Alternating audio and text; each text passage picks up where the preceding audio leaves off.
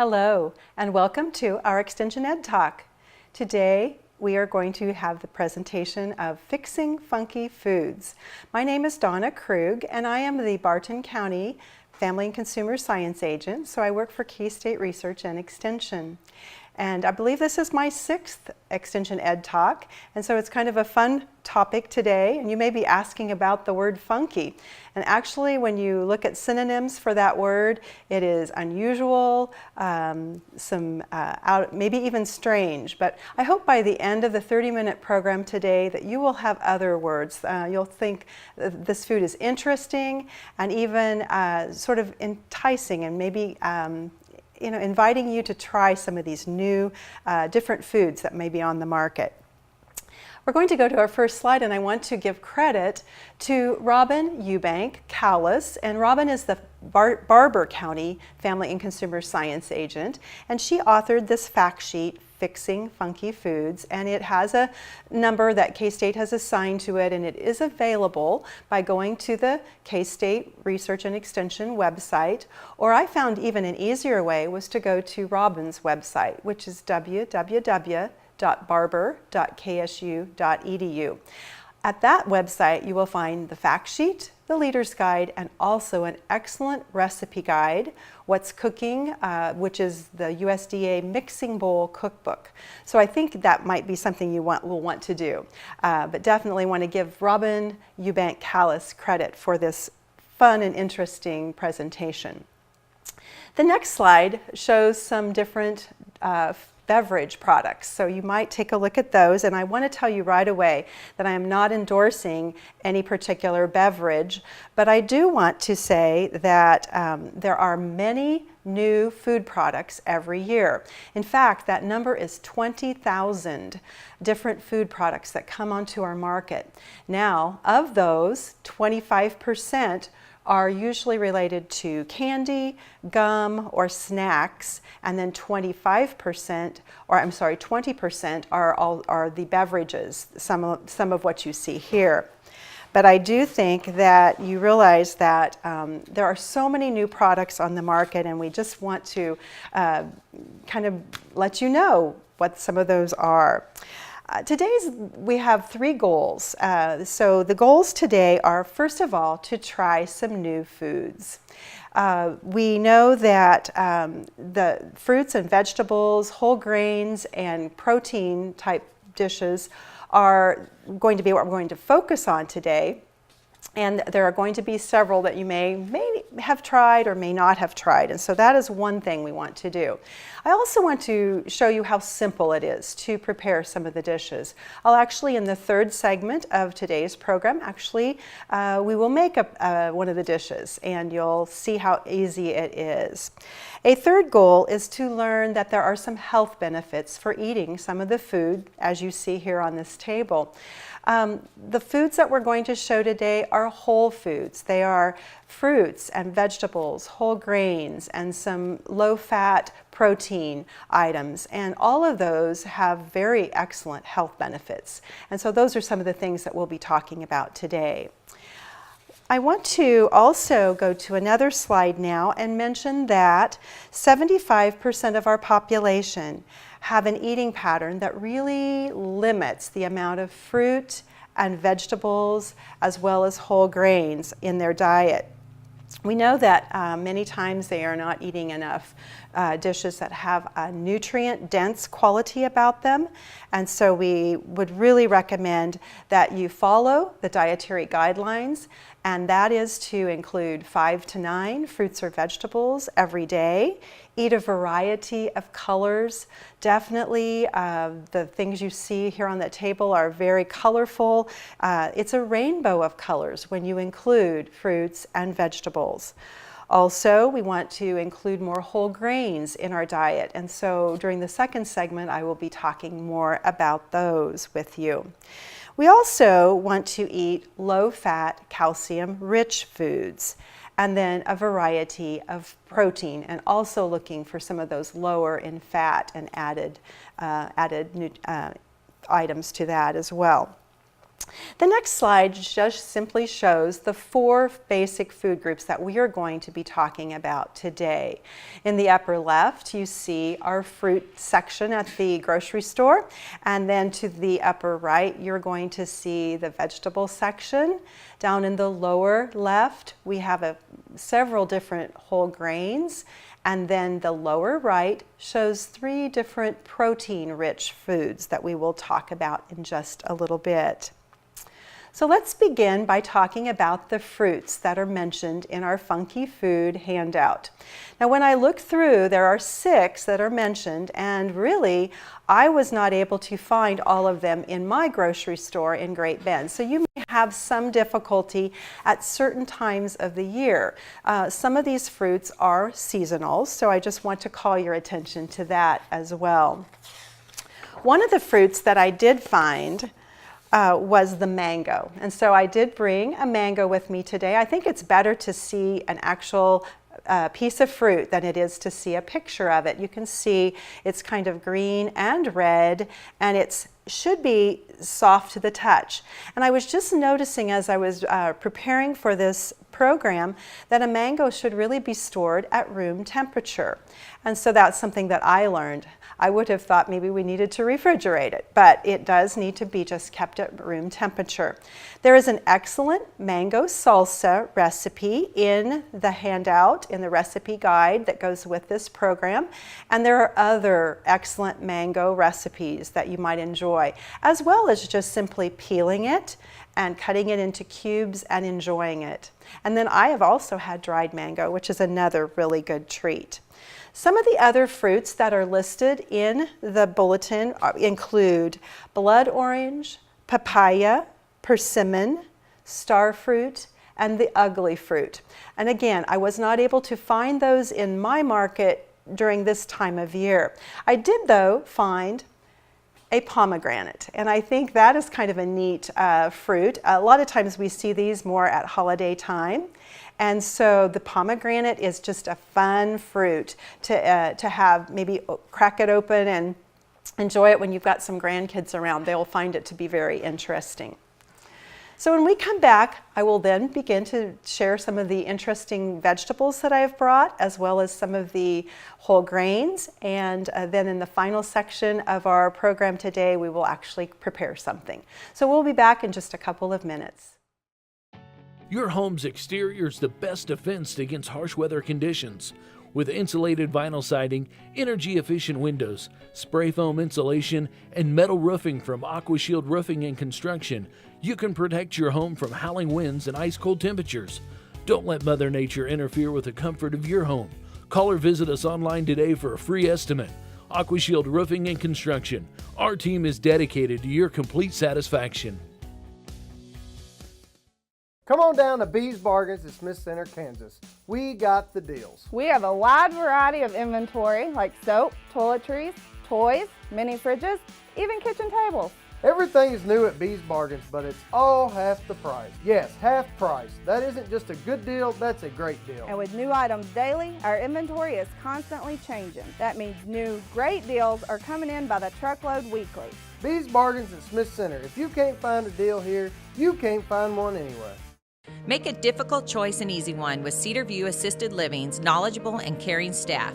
Your loved one will be professionally taken care of as they transition into their new community. With movies, holiday parties, planned exercises, and games, residents will have opportunities every day to enjoy their time at Cedar View. Multiple room styles are available, ensuring a just right fit for your loved one. Come see Cedar View Assisted Living for yourself next to Sternberg Museum. The care you need, the home you want. Gove County Medical Center provides compassionate care combined with today's latest technology. We offer a wide range of services to meet the growing needs of you and your family, including surgical and swing bed services, cardiac and cancer rehab, as well as our pain clinic, long-term care, OB, and ongoing lactation assistance. Serving all of Northwest Kansas, our team of doctors and staff are committed to healing through caring. Visit govecountymedicalcenter.org and find us on Facebook to learn more. Welcome back to our second segment of Fixing Funky Foods. I'm going to begin now to share some of the interesting vegetables that I have brought today. If you were to follow the guide, Fixing Funky Foods, you would see that we start off with the artichoke. We're going to go in alphabetical order.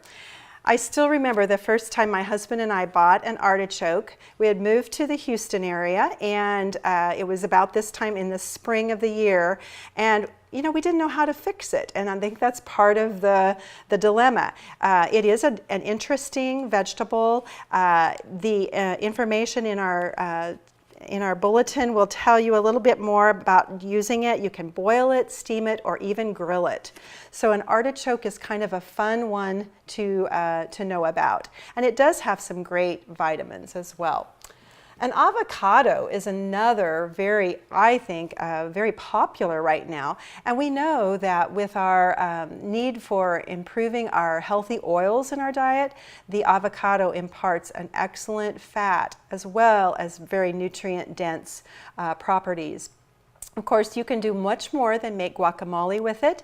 I've even seen deviled eggs made with avocado mashed in and used in place of the egg. And so it also is a very popular thing right now, and so you might include that. One that is not in your bulletin, but I happened to buy this for another presentation I made earlier in the week, is the beet. When I was showing this to 7th graders the other day at Great Bend Middle School, they thought it was a radish, but I informed them it is a beet, and this one has the lovely green beet tops, which you can also prepare and eat. I have not done that recently, but it can be done. But a beet can be very sweet. It is a root vegetable, and so it's just kind of a fun one. You can either boil it or bake it, and it's very healthy. The bok choy is also very popular in stir fries. This is kind of a Chinese cabbage type dish, and it works well in stir fries or even diced very small and put into some salads as well. Another fun vegetable that I think is gaining in popularity is our Brussels sprout. The Brussels sprouts are very good. They are a member of the cabbage family, so they are a cruciferous vegetable, and they're very, very healthy. Again, the dark green color means very nutrient dense, vitamins A, vitamin C, and they can be prepared a variety of ways as well. You can steam them, but you can also roast them, and you can fix them in the microwave as well. So they are very fun and easy to prepare. Now this one really isn't in your Fixing Funky Food guide, but I'm going to talk about it anyway. This is a piece of ginger root, and ginger root is used often as a spice or to really add some really excellent flavor to many of these vegetable or grain dishes that we'll talk about here in a little bit. Ginger root is very good for digestion, and so just even taking a little tiny piece of it and putting it in your mouth can be very comforting if you're having a little indigestion. So this is a vegetable that is really fun when I go to visit schools because people really have no clue what it is. So I want to talk about it just a little bit. It is a vegetable that is just eaten raw. Usually you don't bake or cook this one, but it is in the potato family. It is known as the Mexican potato, and we call it jicama. It's Jicama, jicama. And the jicama is, again, usually a product of Mexico, and that's where this came from. In a little bit, I'll show you how I have cut the jicama into little sticks, almost like a carrot stick, only they're jicama sticks, and we'll use it when we dip it into the hummus that we're going to prepare in just a little bit. But jicama is a fun vegetable, and I find that people really do enjoy it. Has kind of a cross, maybe a little bit like an apple in texture, but not an apple in flavor. So I think it's just a fun one to try. So you might want to look for that in your market. I find that jicama can be a little seasonal, but most of the year you'll be able to find it in your markets. Well, now we're getting to my favorite vegetable. This is the kale. This is a bunch of kale. So if you were to take just one leaf from this kale, I would kind of show you how I would prepare kale. Our favorite way to prepare kale is to put a little bit of sesame oil in a skillet or in a pan and get that hot, and then I dice up just a little bit of ginger root and place that in the pan, and then I would take the leaves and actually take them off of the stem. The stem is going to be a little bit tough, and so we're going to take the leaves off the stem and even break them up just a little bit more. And of course I would rinse them well, but then I would put those into that skillet that has the oil, bit of oil, about a teaspoon or two, a little bit of the ginger root, and then I would let that saute, and it kind of steams itself and saute for just a few minutes, and that is a delicious way to enjoy kale. You can also steam it. You can eat it raw. I find that it's a little bit coarse, and sometimes you need to massage it a little bit to soften it a little bit to really enjoy it raw. You could also add it to smoothies, so kale is very versatile and very delicious. Another vegetable that I think is kind of fun to talk about is the leek.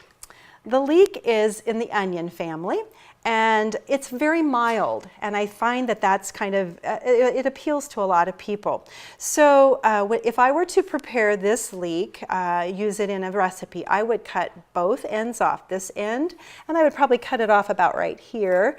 I would also peel off some of the outer leaves, and then I would slice it right down the middle and clean it very well. You'll find that a leek will have quite a lot of soil because it is, again, a root vegetable, so it is kind of dirty, and so you want to cut it and wash it very well. And then I would just dice it into small pieces, and I would add it to soups or stews. We also have a really fun pasta sauce that we do with butternut squash and leek. We cook it together with a little vegetable broth, and then we puree it in the blender, and it makes great pasta sauce. So think about buying a leek sometime and giving it a try. I'm going to just finish up here with another couple of vegetables here. This is a portobello mushroom, and many times you do get some protein from the portobello, and there's more flavor in the larger mushrooms, and so this is kind of a fun one to add to your repertoire of recipes. The radicchio, I don't know if I'm saying that right, but it is from the cabbage family, and it looks like a little bitty cabbage, but it also has the word radish in it, which ends up being, just makes you think of the peppery flavor that you might get from radicchio. So a lot of times you would maybe prepare this like you would cabbage, or you could also slice it very thinly, and it would make a nice addition to a green salad. This is a tomatillo. A tomatillo has a little covering on it that you peel back, and then it looks a lot like a green tomato, and that can be used in a salsa and also in other dishes as well. I have a turnip here, and that is also a nice root vegetable to add to soups and stews. Rutabaga is in your guide. I wasn't able to find a satisfactory rutabaga to bring today to show you. So those are the vegetables I brought today. When I come back, I will review a little bit of the grains I'll talk about, and then we will make our little dish that we're going to make here. So I'll be back in just a minute. Thanks. $10,000 in 10, but give 15. With 7 agents and 3 locations, Hammett Land & Auction Incorporated can meet your every need when it comes to your next sale. Visit them at hammettauction.com, and you'll find all their upcoming sales, including farms, ranches, as well as farm equipment and even real estate listings, both residential and commercial. They've been serving Western Kansas since 1983, and with offices in Stockton, Russell, and Hayes, they're always nearby to assist you. Hammett Land & Auction Incorporated. Contact them today. $25 would get $21,000. Norton County Hospital would like to welcome Dr. Todd Pankratz, an OBGYN who is now accepting patients. This means women can receive local specialized care for high-risk pregnancies, infertility, medical weight loss, and various surgeries. With Dr. Pankratz and on-staff physicians, the hospital hopes to serve as a premier facility for women's health care, and this care extends to the entire family as more than 60 babies are welcomed here each year. The Norton County Hospital, dedicated to caring, commitment, and community. Safety at a peace of mind price. Nex-Tech Wireless introduces the Simple Starter Plan. For only $20 per month, you can rest easy, knowing you can always reach your child on their smartphone. The plan includes unlimited calling, unlimited texting, and unlimited data while on Wi-Fi. You won't have to worry about data overages, and your child will enjoy all the benefits of a smartphone. It's the Simple Starter Plan from Nex-Tech Wireless. Unlimited talk, text, and data while on Wi-Fi for only $20 per month. Get more of the potential you plant with the latest from 360 Yield Center. Unlock trapped nutrients and speed residue breakdown with 360 Chain Roll. Prevent root-restricting berms to give roots access to potential-boosting moisture and nutrients with 360 Bullet Ripper Points. And capture more yield at every harvest by reducing header loss by 80% with 360 Yield Saver replacement gathering chains.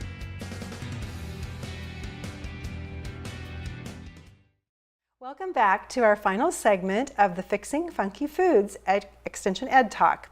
I'm going to continue by telling you a little bit about the grains that are a little bit interesting. This is a couscous, and couscous is actually a very fine grain that is it's a whole grain, and so it's a very healthy choice.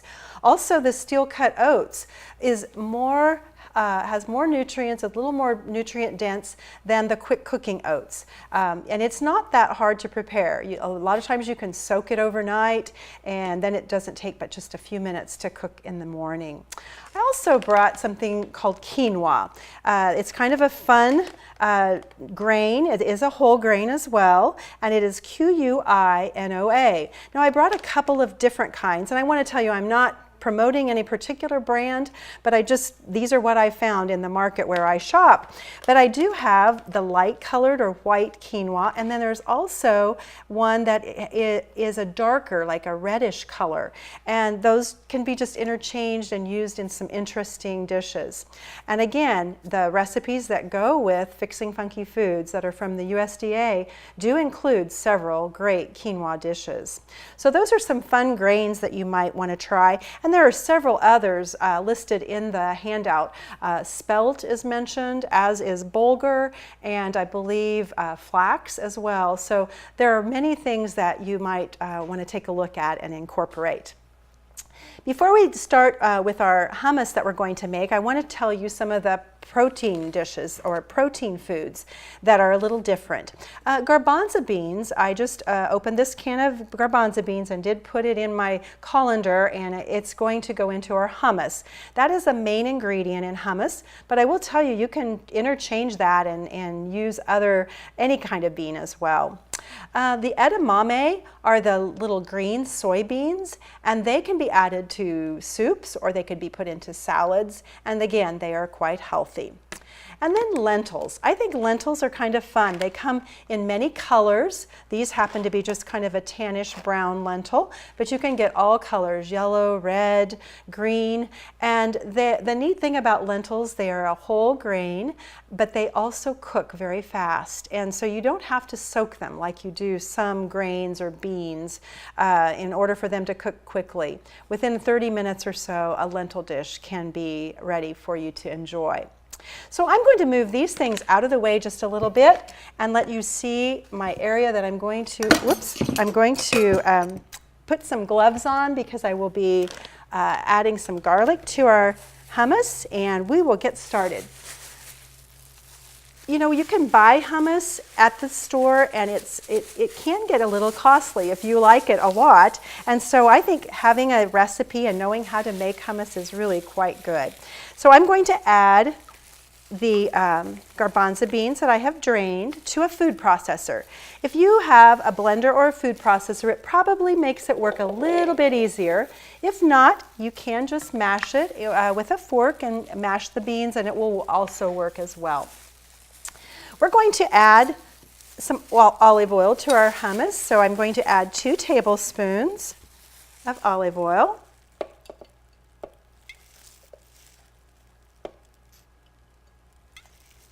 The recipe in the USDA bulletin does call for 1/4 cup of lemon juice, and I think that sounds like a little bit too much. So when I have made it, I have added just 2 tablespoons. So it's about a tablespoon less than what it calls for. So a couple tablespoons of lemon juice. And then another interesting ingredient that I want to talk a bit about for just a moment is the tahini. And tahini is made from ground sesame seeds. I know when my husband has made hummus before, he has actually taken sesame seeds and roasted them and then made them into kind of a paste. But this is already done for you. You can buy tahini at the store.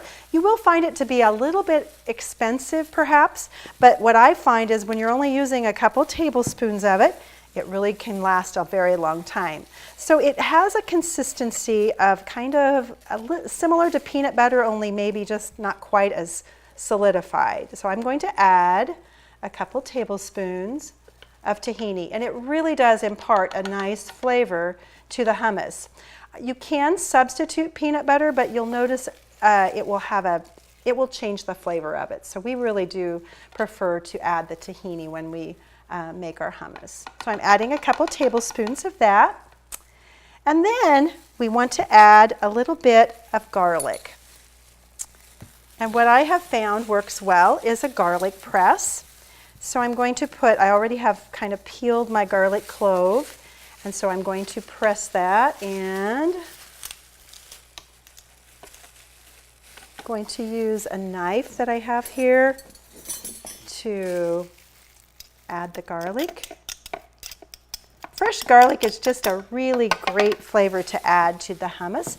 And then I'm going to just shake a little bit of black pepper into our hummus. So we're going to just sprinkle a little pepper. And then I have found that when we use garbanzo beans, that sometimes it's a little bit drier. And so I do like to add just a little bit of water to the hummus when I use garbanzo beans. And I don't really measure that, but I'm guessing it was a couple tablespoons. So now I'm going to fix this with, I'm going to go ahead and run the food processor.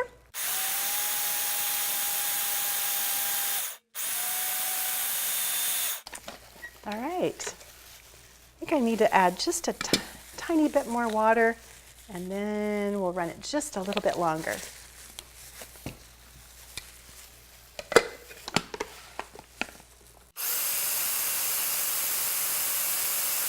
Okay, that looks better. It's a little more creamy looking. So we have some hummus, and I'm going to take my spoon here and add it to our plate. You remember I told you back when I was showing you the jicama, I said I would have some jicama sticks that I would cut, and we'll just have this little bit of hummus here to the side, about a serving of it. And that could be a nice little snack for some kids after school, or when you're sitting down to watch a movie or something. So hummus is a very fun and easy, and this makes a pretty good quantity of it, so it is a little more cost effective to make your own. Again, the recipe for that was just a can of beans, any kind of beans will work, and then 2 tablespoons of the olive oil, about 2 tablespoons of the lemon juice, and 2 tablespoons of the tahini, and then season it how you would like with a little bit of garlic. So that completes the recipe that I wanted to share. I just want to invite you to go to the website for Barber County to get the handout for Fixing Funky Foods, and I hope you've enjoyed our Extension Ed Talk for today.